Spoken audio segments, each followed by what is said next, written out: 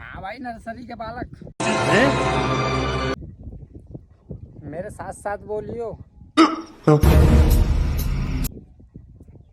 Hello friends. Friends, मैं जानता हूँ कि मैं जानता हूं कि पेपर लीक पेपर लीक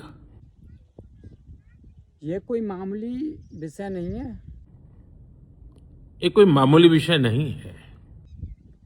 लाखों विद्यार्थी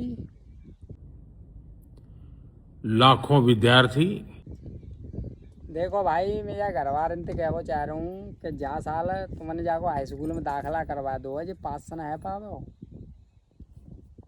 जाए 5-6 ट्यूशन लगाओ, फिर अगली साल हाई स्कूल में दिब्बइयो एडमिशन पास से जाओ।